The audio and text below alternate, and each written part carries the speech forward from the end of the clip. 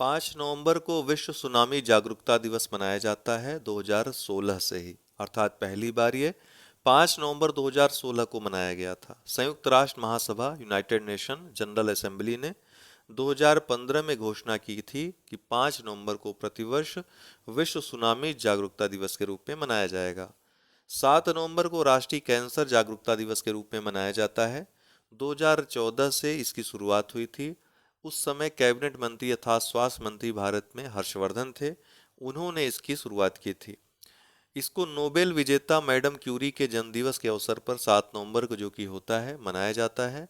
Madam Curie का योगदान cancer चिकित्सा में देखते हुए इस दिवस की पहचान की गई राष्ट्रीय कैंसर जागरूकता दिवस के रूप में मनाने के लिए।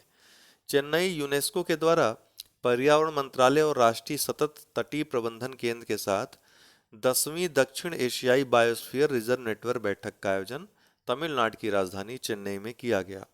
इसका आयोजन 3 नवंबर को हुए विश्व बायोस्फीयर रिजर्व दिवस के अवसर पर किया गया। प्रधानमंत्री मोदी फिर से श्री सोमनाथ ट्रस्ट के जो मंदिर है उसमें जो ट्रस्ट है उसके अध्यक्ष बनाए गए। सुरेंद्र अधाना संयुक्त राष्ट्र सलाहकार परिषद या सलाहकार समिति, जिसमें 21 सदस्य होते हैं विभिन्न भौगोलिक क्षेत्रों के, इसके लिए पुनः चयनित कर लिए गए हैं। तो भारतीय सुरेंद्र अधाना को संयुक्त राष्ट्र सलाहकार समिति में पुनः चयनित कर लिया गया है। प्रवीण मधुकर सीबीआई के संयुक्त निदेशक बनाए गए हैं। कौन? प्रवीण मधुकर।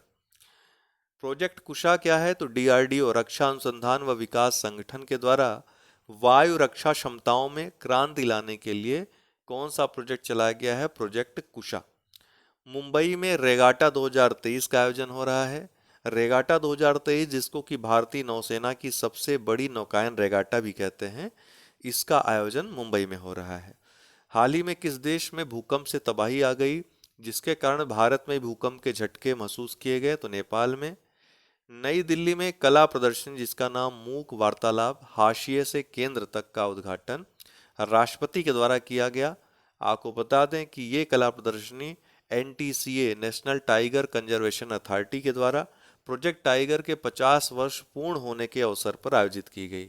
मिनटमैन 3 ये अमेरिकी वायुसेना के द्वारा अभी हाल ही में परीक्षण किया गया परमाणु सक्षम मिसाइल है। क्या नाम है इसका? मिनटमैन 3।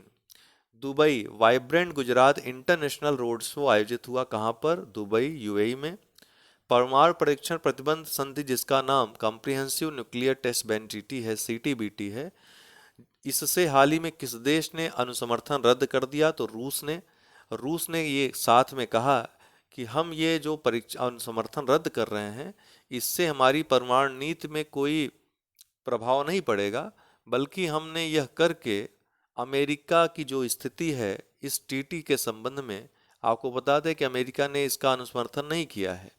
तो रूस ने कहा मैं ही क्यों करूं अकेला अनुसमर्थन, अमेरिका नहीं कर रहा है तो मैं भी नहीं करूंगा, तो मैं भी उसी स्थिति में आ रहा हूं जो अमेरिका की है। हीरालाल समरिया ये भारत के 12वें मुख्य सूचना आयुक्त बनाए गए हैं। इन्होंने कल ही पद की अपने शपथ ली। भारत के पहले दलित मुख्य सूचना आयुक्त भी ये बन गए हैं। इन्होंने वाई के सिन्हा जो कि 11वें मुख्य सूचना आयुक्त थे उनका स्थान लिया है।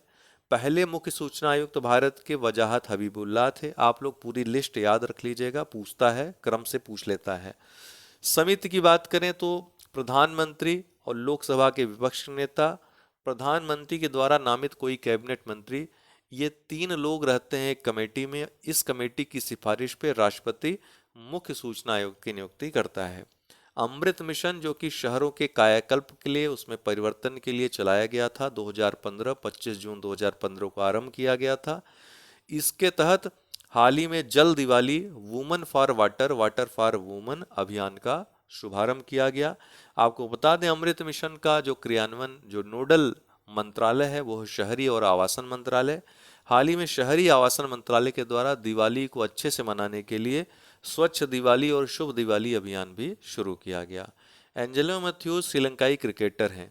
अंतर्राष्ट्रीय क्रिकेट में टाइम आउट होने वाले पहले खिलाड़ी बने। कोई खिलाड़ी आउट होता है तो वो जब पेविलियन जाता है तो पेविलियन से आप देखते होंगे दौड़ करके एक दूसरा खिलाड़ी उसका स्थान लेता है।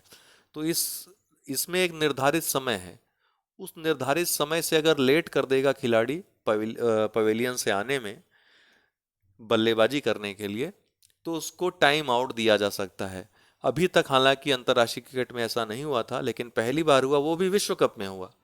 तो अंतर्राष्ट्रीय क्रिकेट में पहली बार किसी को टाइम आउट दिया गया है, किसी खिलाड़ी को। प्रधानमंत्री गरीब कल्याण अन्न योजना, हाल ही में प्रधानमंत्री ने घोषणा की कि दिसंबर में जो खत्म हो रही है प्रधानमंत्री गरीब कल्याण अन्न योजना, आपको बता दें इसका लगातार विस्तार किया गया है। जून 2000 जब 20 में स्टार्ट किया गया था कोविड के टाइम में, लगातार इसका विस्तार किया गया। अभी हाल ही में प्रधानमंत्री के द्वारा कहा गया कि ये 5 वर्षों के लिए और बढ़ाया जाएगा। दिसंबर में जैसे ही खत्म होगा उसके ठीक पहले आप देखेंगे कैबिनेट ये घोषणा करेगी। हालांकि अभी प्रधानमंत्री घोषणा कर दी, इसके बाद कैबिनेट घोषणा कर दी मतलब हो गया। कुल मिलाकर के 5 kg मुफ्त अनाज गरीबों को इसके अंतर्गत दिया जाता है। हॉकी एशियाई महिला चैंपियंस ट्रॉफी भारत में आयोजित हुई। रांची में हुए फाइनल मैच में भारत ने जापान को हराकर कितने से हराया? 4-0 से हरा करके दूसरी बार ये ट्रॉफी जीत ली। पहली ट्रॉफी भारत ने सिंगापुर में जीती थी 2016 में।